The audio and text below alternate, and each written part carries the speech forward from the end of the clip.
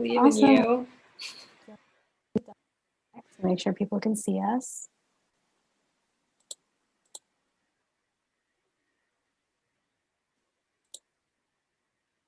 And yes, okay, I think it's working. So hello everybody and welcome to Asian Queens in Animation. Today we have a computer science and engineering in animation panel, and we are joined by these amazing panelists from Walt Disney Animation Studios. We have Shweta, who is an associate technical supervisor.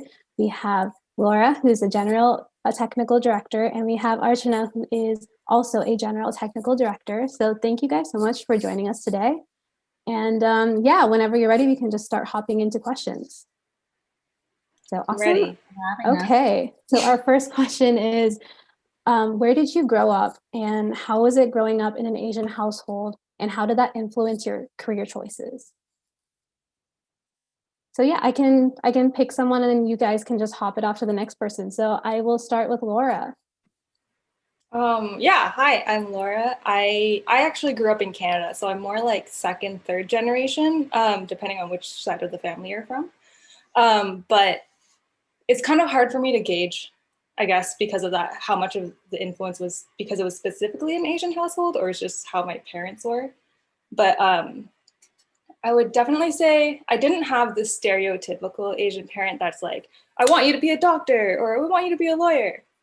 But there was definitely a big focus on STEM, just due to the nature of like what my parents studied and what my sister studied. So that really pointed me in the direction of computer science and engineering. But one thing that I think is actually very characteristic of more Asian families is the whole signing your kid up for a million hobbies and classes when you're a kid. Like that's within your means, of course. But I think that helped me discover a more creative side, which in the end really did open up more doors, because even though it's true that I'm working in a STEM like career, it's within a much more creative industry. And I don't think had that creative side not been allowed to thrive, I don't think I would have even thought of animation as a potential industry to work in. So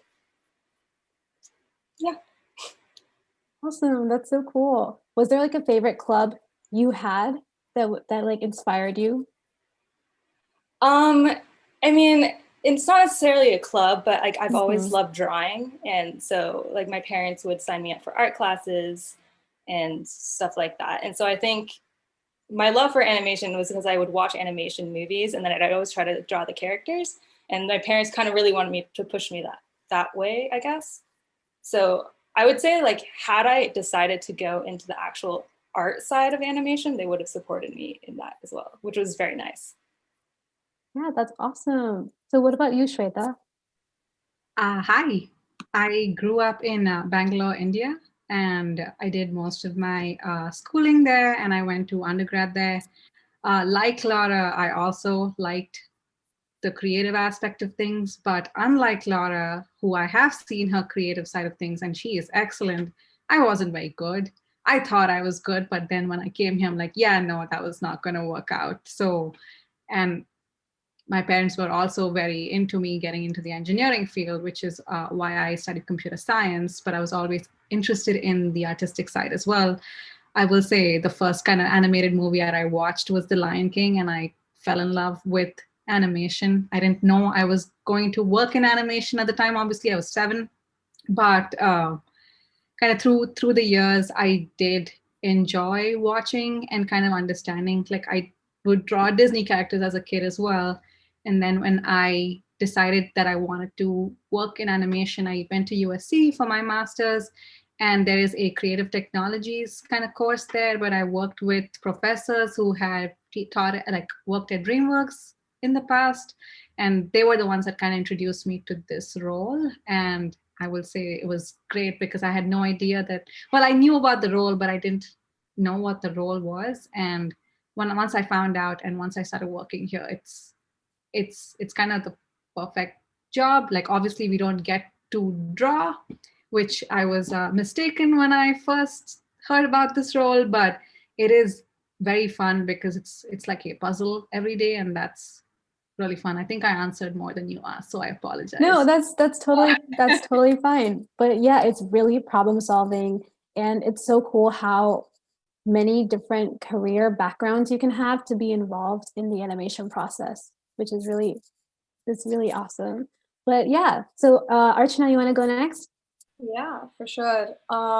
So as far as like where I grew up, the short answer to that question, I usually say I'm from the city of Chennai in India, just because that's like kind of where I became a person, and that's what I consider as home.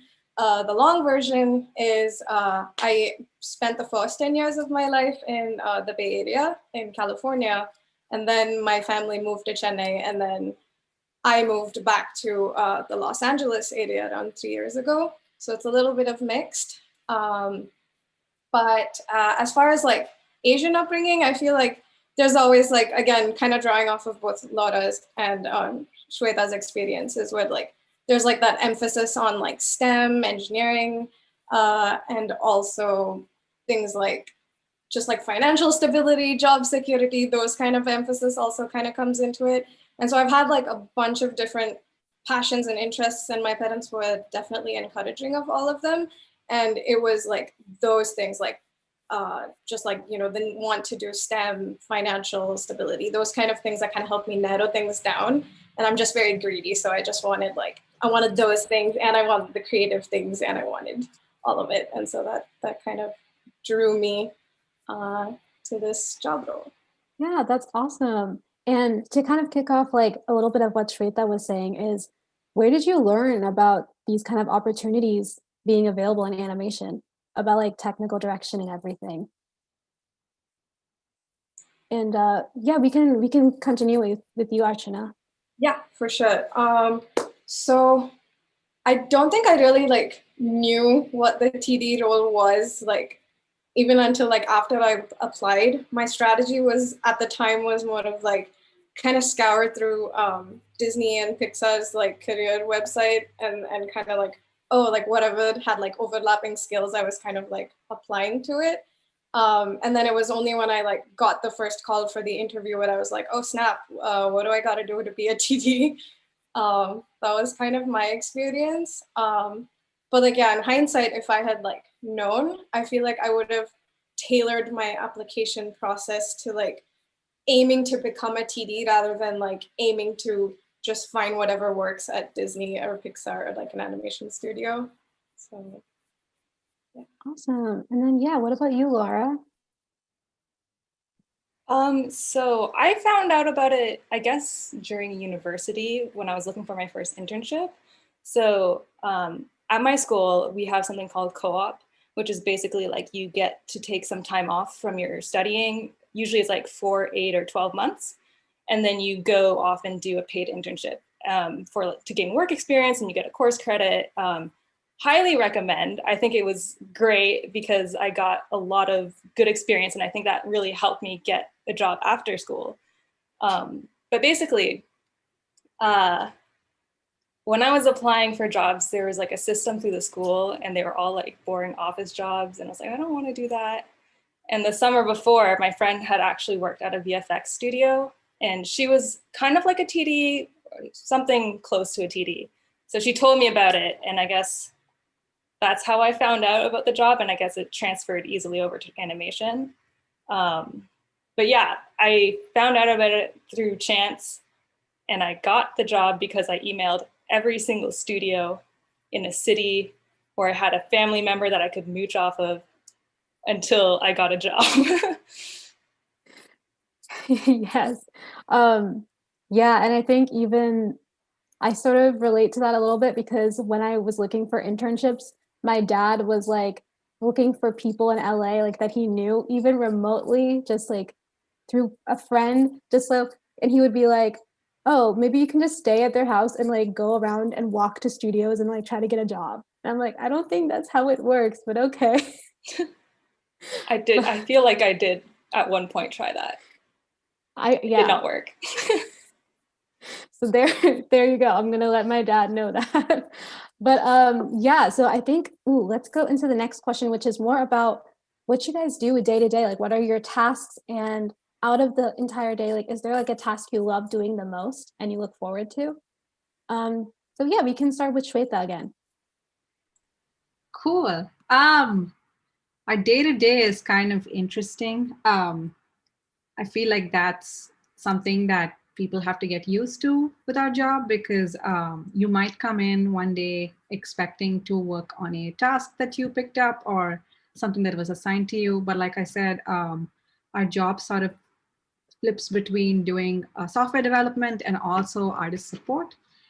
But if artists are not able to work, then you can't get the movie made. And so essentially we have something called a prod support, which is an email alias that people basically send their issues to. And the TDs are essentially the front line of support there. So you might come in saying, okay, I'm going to work on like a tool today. And then someone comes to us like, hey, can you help me with this? And you have to drop what you're working on and go help them because it's a very service oriented job.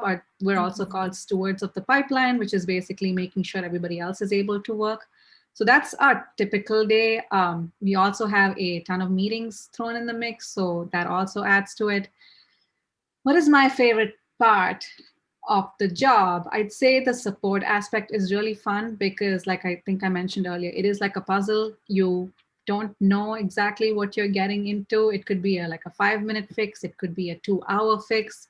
I also enjoy the mentoring aspect of the job because you do get to work with people who are newer in the department and newer to the studio and kind of help them find out what kind of TD they want to be. So that's my answer. Yeah, that's really awesome. But I agree. It's really nice when you can sometimes when you teach people, you learn more better yourself. So it's really like a great opportunity and also to understand their like a newcomer's perspective to things, which is really cool. But yeah, how about you, Laura? So I've worked at 3 different studios, and I feel like while each job was like a tiny bit different, it was really like kind of what Shweta said is like you narrow it down to 3 things, which is like, you know, laying the groundwork for the artist to be able to do their job in the first place. So like, you know, can they get their files in? Can they do their work? Can they get it out to the next department? And then there's like creating tools, which is, you know, improving the quality of life. So it's like, yeah, they could do their job without it, but it's like a heck of a lot easier to do it with our tools. And then the supporting, which is, you know, when things don't work as expected, we help them either find a workaround or solve the problem. So I feel like that's, as a TD, is a pretty general description of what you would do. My favorite part is creating tools from scratch with an artist. Like if an artist will come up to you and be like, this is what I want to be doing. And then you're like, okay. And then you make a tool for them. And then like they test it and it works. And then you're happy and then they're happy. It's very satisfying. Yeah, that's so cool. And like just so like people who don't know, what's like an example of a tool you might have made for a movie or like a project previously? One of the very first tools I worked on, and I remember this because it was probably coded terribly, but it was for a Tarzan movie, and there were a lot of crowds of animals like hippos and alligators, and they had a bunch of animation cycles, and they wanted a way to populate a scene with cycles that were like offset and different speeds so it wouldn't look, you know, all the same.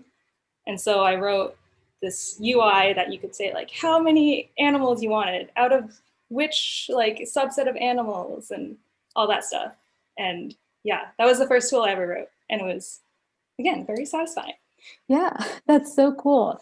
And especially like a lot of people don't know there's TDs for like different things. Like there's character TDs and there's rigging and there's like all those different effects TDs. So it's really cool how you can make a tool to make work easier for artists. But yeah, And I would say a lot of departments, like more technical departments, a lot of the more technical artists who are also sometimes called TDs, depending on which studio you're at. But they'll do a lot of automation and programming and scripting for their own department as well. Yeah, that's so cool. And what about you, Archana? What's your favorite task of the day? Usually. Is it a cop out if I say like all of them? And when I say all of them, I guess I can explain in that. So I worked in like a pure software development job before, kind of switching into animation, and that was kind of like doing one thing throughout the day. And I feel like the most enticing aspect of the job for me is just being able to like switch between things, like within the same day, within a couple of hours, just being like, oh, okay, support now, and then okay, I'll do a little bit of development in between. And then like if something's running on this side, kind of like looking into something else and kind of just being on your feet in that way. Yeah, so that just having that flexibility in what you want to do and can do every day is like my favorite part of the job. Yeah, that's so cool. It's like you can never get bored because there's always new challenges, there's always new ways to make things easier.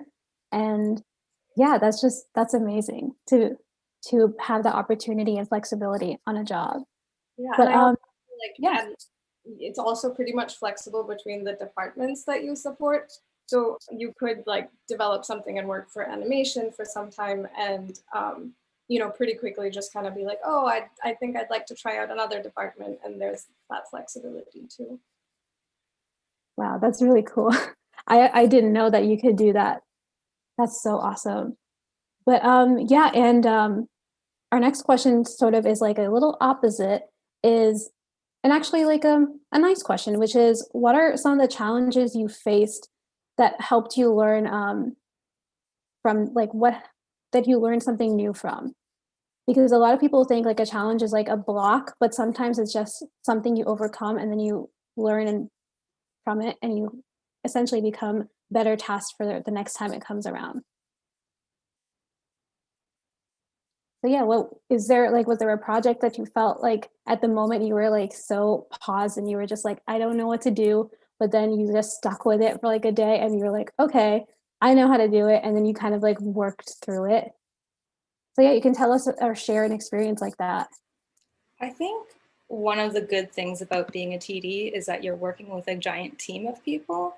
And so like if you do end up in a situation like you just explained, there's so many people on your team that are willing to talk to you, and like yeah, of course you should try to figure it out yourself, but like if you're having trouble, then everyone on the team is usually, at least all the teams I've been on, like they've been very open and very helpful to like, because in the end, the more people who know like the ins and outs, then the better the team is in general. So I think that definitely is like something that's great with at least all the TD teams I've been on. But one thing that I guess is a challenge for, at least for me, was when I first started. I'm like a very big introvert, and I don't like talking. Not I don't like talking to people, but it's like it takes a lot of courage and effort to go up and talk to a stranger. And like Shweta was saying earlier, is that a lot of our job is going up to artists' desks. And these are like, especially now, it's like, oh, these are Walt Disney animation artists. They're like a big deal, you know? And so I think that was kind of a roadblock for me, especially for the first while that I started, until you kind of get to know it. And they're like, you realize that they're just people who want help and you're the one that's helping them. So it's like, all in all, like there's nothing to be scared of because you're helping them and they are just friendly people. So that's something that I learned. Yeah, I'd say in a similar way, like I mentioned, the support system that we have. I do agree with everything Laura said.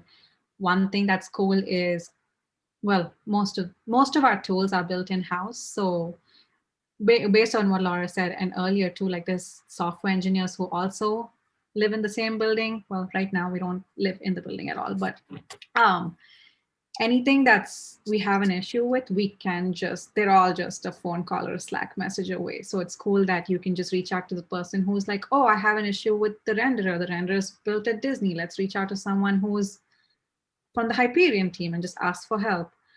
I will say on a similar note as well, I was really afraid to help out with support because I was just afraid to make a mistake early on in my career. And when you realize it's a mistake and it's not like, well, that's the other thing about this job that I like. If we make a mistake, nobody dies. That's the reason I didn't want to become a doctor. Like everybody's still alive. We're just making movies. That's funny because we keep saying like there are hard days that we have, and perspective wise, we're only making cartoons. So it makes you think of it from a, like, it's just a mistake. Like you make a mistake, you course correct, you see, like, I think that's the biggest thing. That's a big challenge that people face. Like they're afraid to make mistakes and afraid to learn. Like in the end, if you make a mistake, it's not the end of the world. You figure out how to move past it, you figure out how to course correct, and you try not to do it again. And in the end, like right now, I am sort of I really enjoyed that part of the job that I was really initially afraid of. And the only thing I can say to myself back then is like, don't be afraid, but hindsight's 2020, I guess. Yes, for sure.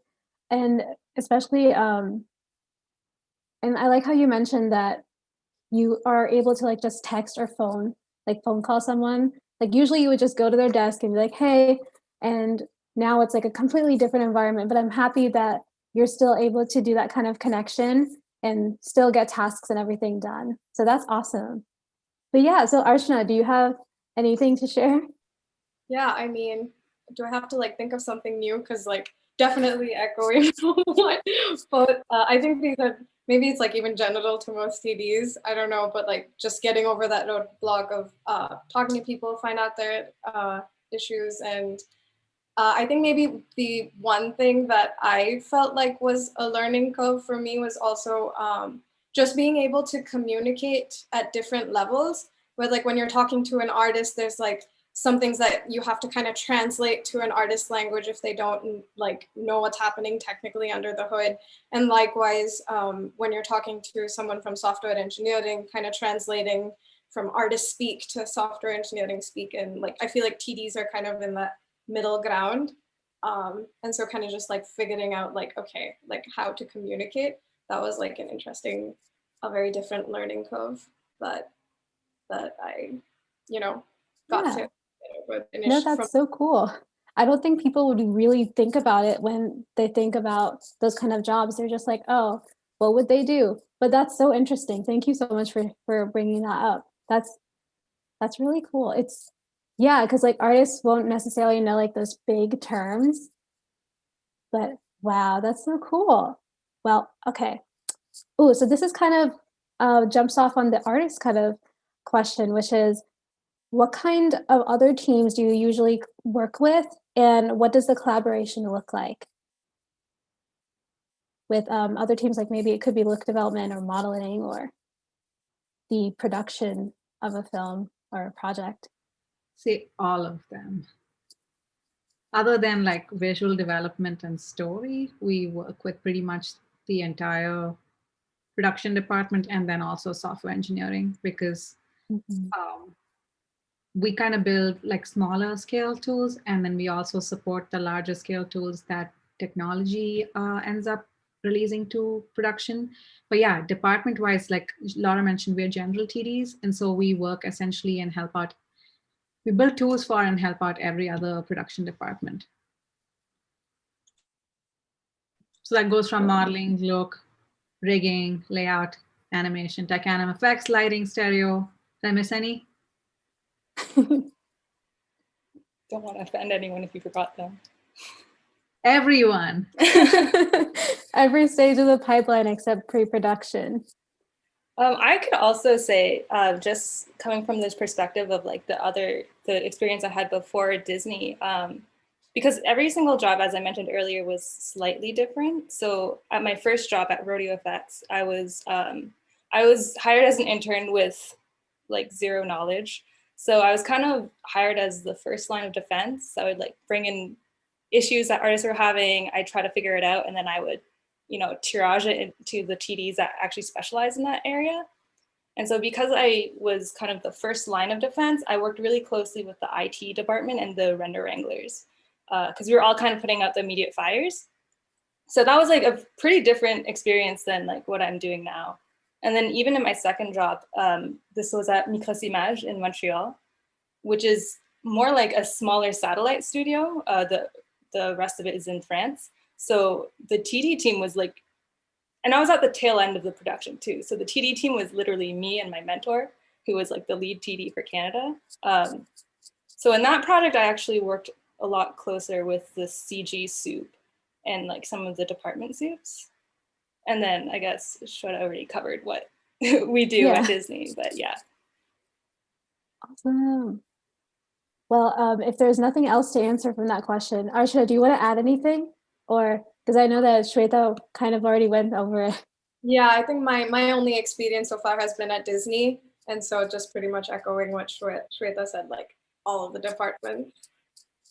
Awesome. Well, yeah, and the next question is sort of for people who are interested in going into a possible career in technical direction, which is what are some programs and coding languages you recommend those students or people who to learn that will help them when applying for TD roles? Python is probably what we spend most of our time using. And besides that, I would say like general programming concepts. I think it's like a general thought that's said in CS where like you learn one language and you can kind of figure out anything else new that might come up. Yeah. Awesome. I'd also say it's worth, if you really want to get into VFX or animation, it's worth looking at the softwares that they use and learning how to script in those softwares. So like Houdini, Nuke, Maya, like those things that are industry standards are really worth learning kind of how they work under the hood. And so you could like make tools and stuff. Yeah, especially like Houdini, the Vex code, and like all those kind of things. Fun stuff. But yeah, so awesome. So if anyone, because a lot of people did ask me like, hey, what kind of programs should we learn? So thank you guys so much for answering that. And our next question is sort of, what's a piece of advice you wish someone told you before you joined the industry or when you were looking for opportunities to join?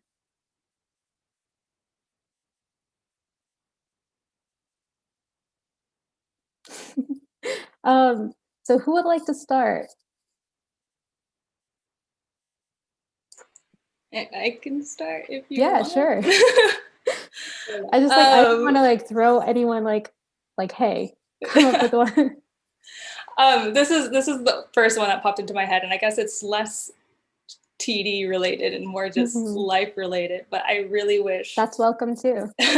Sometimes, so when I was in university trying to like find jobs, I found a lot of job descriptions. I was like, oh, I don't actually know if I'm fully qualified for this because like I have most of the things, but I'm missing a few. Like maybe I'm not like super fluent in C++ or something like that, you know? I wish someone had told me to apply for those jobs anyways and let the company be the ones to say no instead of saying no before you even like, you're like stopping yourself from like maybe even getting a chance. So I think that's one thing that would have been nice to know. That's all I have. Yeah.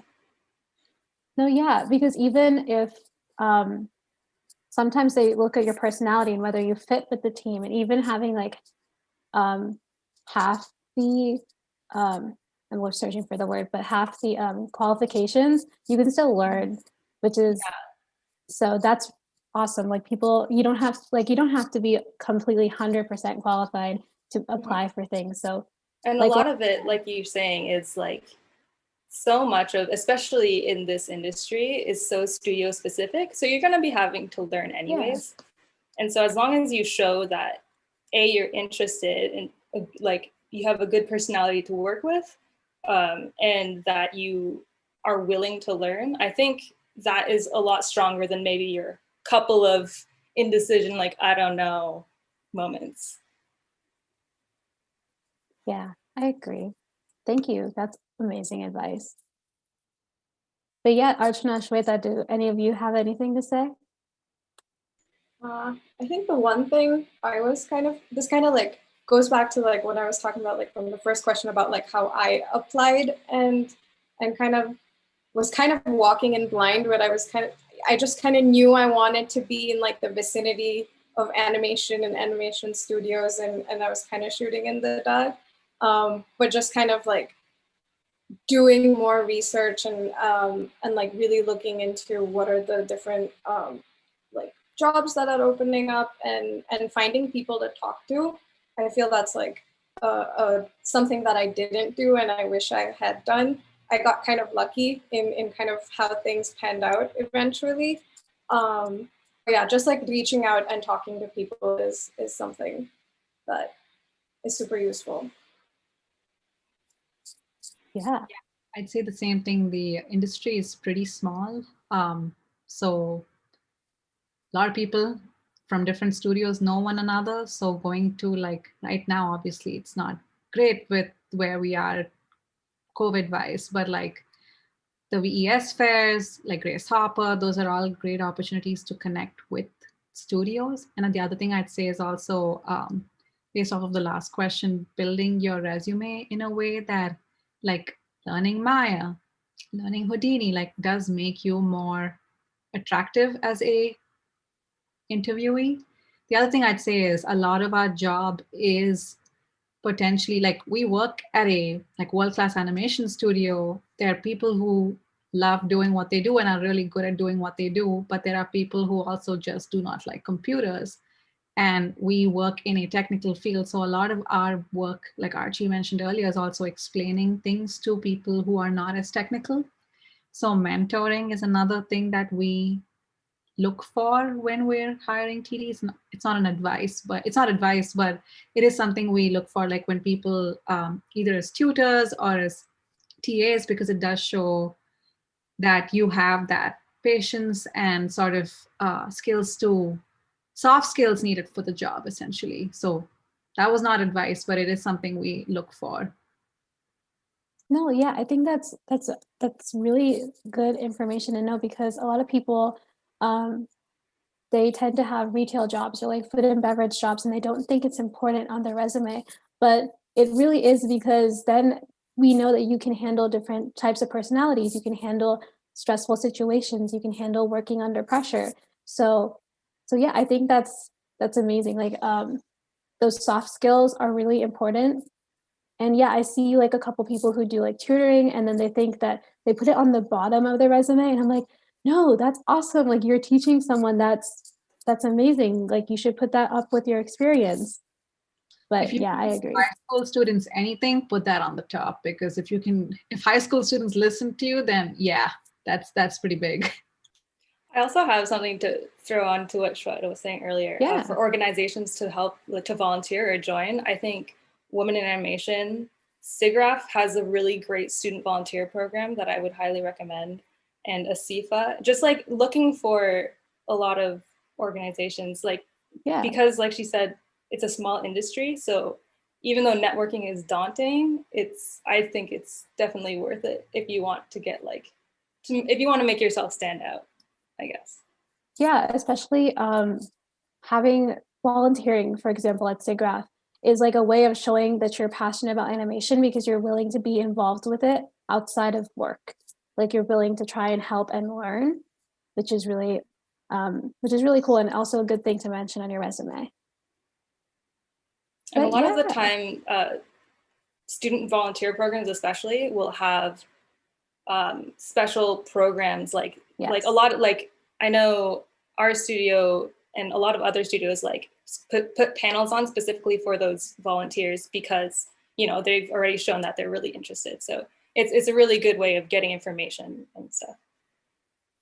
Yes, I totally agree. I was a student volunteer last year, and there were a lot of like Walt Disney Animation had like a resume or like some kind of portfolio review, like sessions where they talked about what they like to see. So definitely the studios try to make events for student volunteers, or even like giving their time to help and learn about animation. But yeah, awesome. So I think our last question before we kick it off to audience questions, which so for everyone watching right now, if you have any questions, please put them in the chat and we will get to it.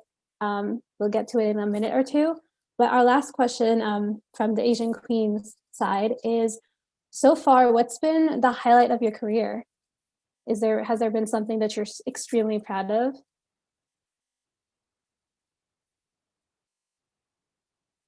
I think it was really cool to see my first credit. It was, yeah, no, that was cool because I watched it with my family as well, and they were just like, your name's up there, and that was pretty cool, I'd say, for someone who had not had a job before. No, yeah, I think that's so cool because even the reason I thought like animation was a career was one day I was watching a movie and I was like, wait a minute, there's a lot of people who work on these films. And I was like, maybe I could be a person like that. So yeah, I think, and I can't even imagine how it must feel to have seen your name on there. Yeah, no, it's pretty special, I'll say. But yeah, what about so I know that Laura and Archana, you guys are still like relatively new to the industry, but has there been anything that you like, how was it seeing your name on a credit? Like what was that first viewing or screening of that film like? It was really nice, and I think so. Usually, when they kind of like screen the movie for the first time, it's with the entire studio and the audience, and so that was also like a super fun experience where like everyone kind of knows each other and they're kind of clapping and cheering every time like names go by, and so like just watching that with everybody together, I think was super memorable. Yeah, that was definitely a highlight. My first credit was on a not so great movie that I didn't really, it was like, I feel like it was like Vin Diesel in The Last Witch Hunter or something like that. So that one, and I think I just watched it on a computer at some point. So that one wasn't as special, to be very, I mean, it was cool. I was definitely happy, but I was like, back in my mind, I was like, oh, I wish this was a better movie. But no offense to Vin Diesel. But my first movie at Disney, I think, was a lot different just because in VFX, you're kind of working, you're like a client and you're like working on a bunch of movies. But, and I had worked in animation before, but I was only an intern there for 4 months. So when I worked on my first movie at Disney, which was Wreck-It Ralph 2, that was the first time I was on a movie for like a year and a bit, you know? So like seeing it from like very early on, and I got to be there with my friends that I made, and you know, it was just that experience, seeing it at the wrap party on screen with all my friends and everyone screaming in the crowd. That felt really good, like everyone else is saying. That's awesome. But yeah, definitely like people read you through the names. Like I know at least my parents or like my friends, whenever we like finish a movie, we like read through, and I know like my parents would look through all of the like Asian names, be like, oh my god, look, there's My mom does that too. and then like yeah, like my mom would be like, oh look, there's a Sanjay, oh look, there's a like there's a Niluma, and I'm just like, okay, that's like, yeah, mom, one day we'll get there too. Yeah, and I think this is also because I know all three of us kind of started as ATDs, which is an assistant TD role, but it's kind of different because this is a job, but it's also a job you care about. So it's a little bit different, I'll say, from, I haven't worked anywhere else, so I can't really speak to other places, but like, it's not just like a 9 to 5. It's not just a means to pay the bills, I guess. It's actually something, at least I'm like interested in and passionate about. So it doesn't just feel like, oh, I'm going to my job and just doing work. Like to Laura's point, like most of my like friends also work here, so it makes going to work a lot more special than just a 9 to 5 job. And that's less about the TD role itself, but I think it does speak No, to yeah, community a little awesome. bit. So yeah. I do think it actually speaks to the TD role itself a bit, just because I've worked a lot of, you know, customer service jobs, and I never looked forward to going to those, but I did look forward to doing. What I meant was like if you were an animator and started that way, like you could oh have, yeah. it's not specific to the team. role, but maybe it's animation. Yeah. Or just anything you're passionate about, I guess. You write. Yes. And I think we do have like a couple questions, but some people did send questions to us through Instagram. So I think I'll get started with those. So our first question is from Caroline, and she asked a really interesting question. What math courses would be beneficial for a student looking to pursue a career as a technical director? And she added things like linear algebra, differential equations, or any other things. So yeah, if you have an answer for that, you can totally go ahead. I think it's definitely good to be good at math. But I will say, we mostly do pipeline work.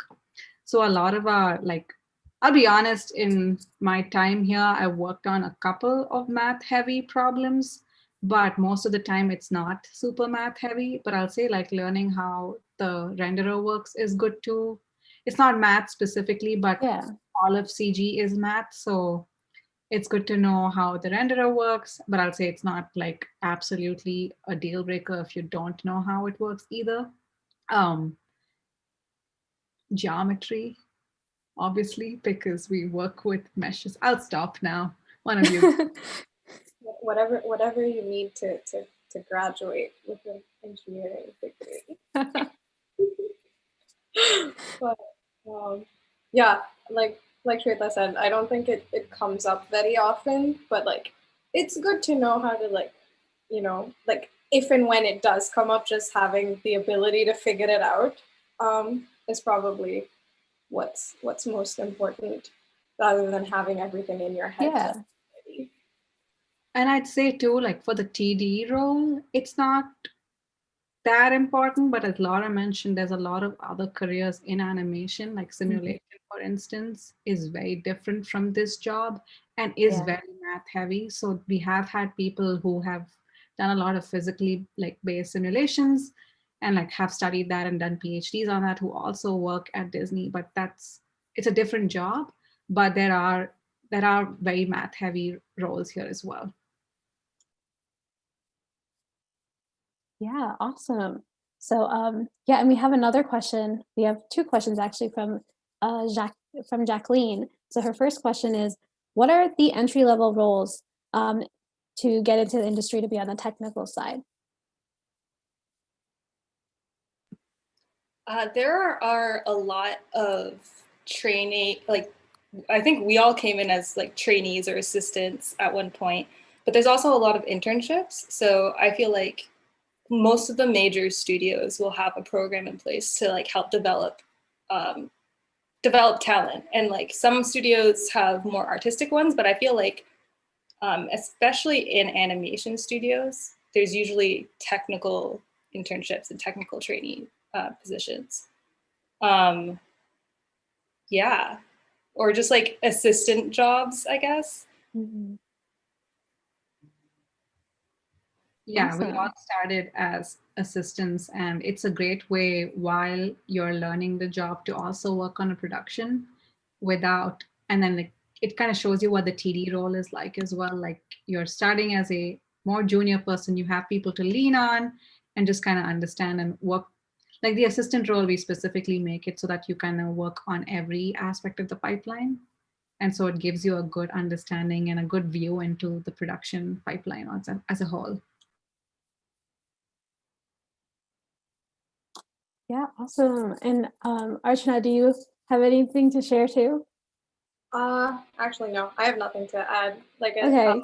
even through the ATD program, so. Awesome. So yeah, and then our next question, I know I just remembered something. Oh yeah, go ahead. Go ahead. In a lot of VFX studios, render wranglers are a very like entryway job for more technical side. That's all I had. No, yeah, that's awesome. And I know and the next question that Jacqueline had is it kind of jumps off a little bit of what we were talking about like throughout, but it's what makes an application stand out when applying for these kind of TD roles?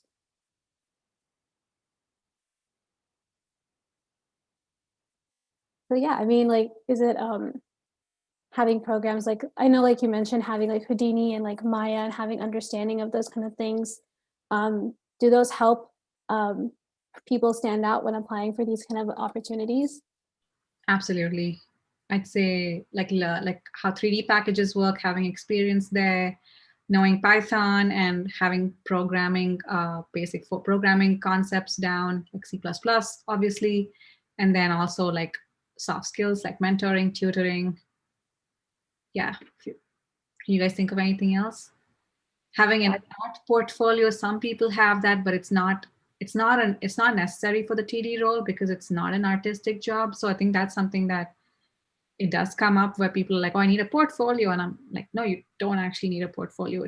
You could have one, you could stand out because of that, but it's not absolutely needed.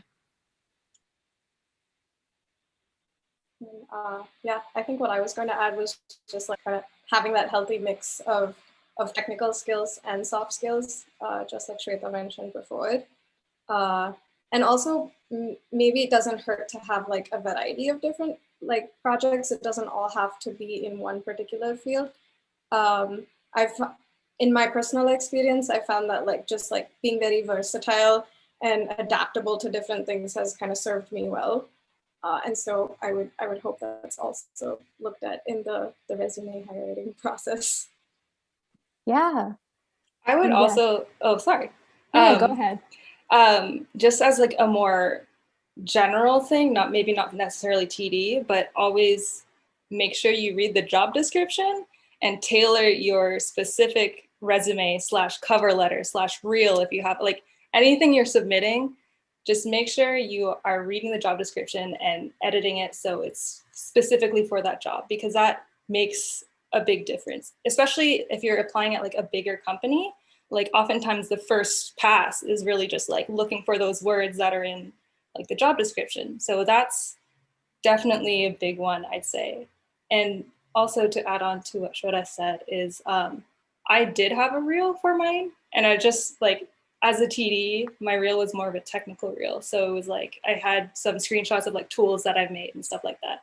So that's kind of a way you could have a reel, which is, again, is not necessary, but I also got the job, so I hope that it helps. But it's just a way to have a reel that is tailored to the job, I guess. Yeah, and if someone did have experience building tools in the past, how would you prefer the reel to, like, would you want it to be like a breakdown of like, or like see their work in progress to see how they got there, or like, is there a way you prefer? Generally when people apply, and there's usually a bunch of people. So really you want to keep a reel really short, like under a minute if you can. So if you could just do like, if it has a UI and the UI does something visually, it'd be good just like a screen record and just kind of demo it. Or at least that's what I did. Again, I can't speak from a recruiter point of view, but yeah. I think that's a good way of kind of quickly, visually appealing way of displaying what your tool does. Oh man, I was gonna say something else, but I got lost in my train of thought. No, you're good. Whoops. Maybe it'll come back to me, but. Yeah, but sure. We do have one question from an audience member. So we have a question from Joshua, which is, what are your future aspirations and future hopes for the animation industry?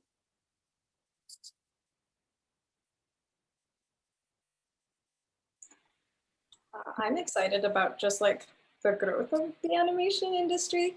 I feel like for the past, I don't know how many ever years, it's pretty much been like around 3 or 4 studios that were releasing feature films, but now there's a lot of content and really good content coming out. So that's exciting. That also means more job opportunities potentially outside of Los Angeles. Like, and now because people are also like working from home, there's like a lot of, I don't know, different changes, opportunities that are coming up. So that's definitely something that I'm excited about.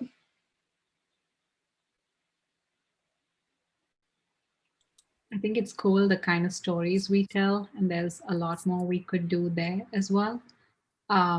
because like especially Disney as a brand is so well known and is basically in everyone's homes, and there's a lot of messages we could send through our films. And I think we do that, which is one of the reasons I like working here, is because we make movies that mean something. And I think that with everything going on in the world, there's a lot more potential for those kind of stories as well.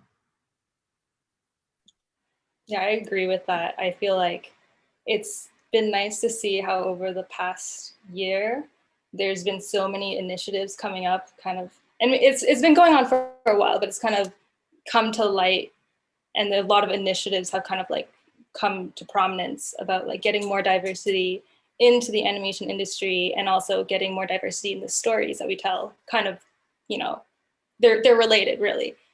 So that's exciting. I think. Also, I remembered what I was going to say earlier. Can I say it? Yeah, go ahead. Go ahead. Again, with the reels, I just wanted to say that if you can show that if you've done other CG stuff like modeling, texturing, animation effects, I think it's worth putting in there, because a big part of our job is working with the artists. So if you know how the artists work and how the artist mindset works, that's puts you at a really big advantage when you're working with them and making tools, because you are more aware of how they work. Because there's like always the joke about, it's like, oh, this must have been designed by an engineer, because the users are always like, why is it like this? So I think having that experience is very valuable. Yes, for sure. And do you think streaming has increased the animation? Like, do you think streaming will help the content creation in animation? Has it made a difference? At least, probably. I'm not sure if I think Disney does do a lot of their streaming because of Disney Plus now. But do you think that will boost the animation later on? Yes, I do think so. I mean, yeah. Even like there's so many projects that come out of like Kickstarter projects, and it's cool to see because it's not like tied to a particular studio. Like, I think, yeah, because people can just crowdsource a lot of stuff now, and there's a lot more variety, kind of what Archie was saying. Like, there's a lot more variety than just like the 4 big studios. So I do think there's a big market out there for that. Awesome. And we do, since we are wrapping up on getting close to time, I guess we'll wrap up with, there are 2 questions from the audience. So if you guys have time, we can answer both of them, or you can go with just one. But so both? Okay, awesome. So our first question is from Allison, and she says she's super excited for Raya, the Last Dragon, and she just watched Over the Moon. So yeah, representation, awesome. And her question for you is, what animated series or features are you watching or are excited to watch?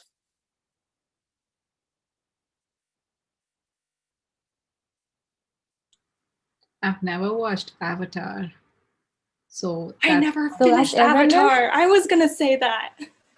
No, guys. It's on my list to watch. But yeah, sorry, that's not a It's a really nice TV show.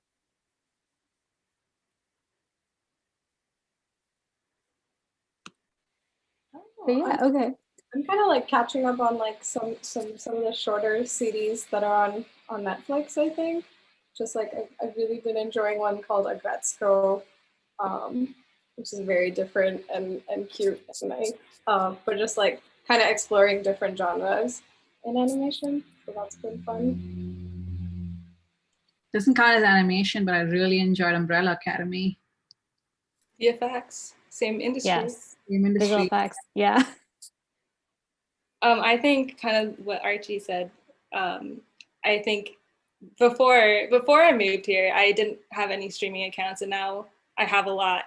And so there's just like a lot of things I need to catch up on from like, I don't know, 20 plus years of not watching new things and just watching the same animated movies over and over again. So I think it's just nice to know that there's like a long history of animated movies, and that history is just like getting bigger and bigger at like an exponential rate. So there's always going to be content to enjoy, and everything's going to keep on progressing. Yeah, for sure. It's like the creativity will never die. But yeah, so our last question for today is more about the TD roles. So it's since there are, and it's from Julie. Since there are TDs for different departments, would you recommend specializing in a certain part of the pipeline, like modeling or lighting? So yeah, she just wanted to have any tips on choosing your specialization. I would personally say, just based on my personality, I do like to switch around. So I would personally prefer to be broad.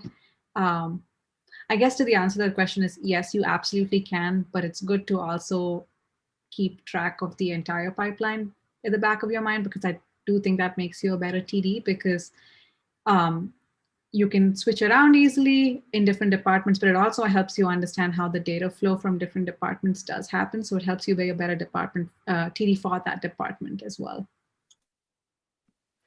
I would say though that it also really depends on which studio, because while at Disney we have general TDs and we're all, even though we can specialize in certain departments, we're all kind of called general TDs. But at other studios, I think DreamWorks is kind of like this. You're hired as a TD for a specific department.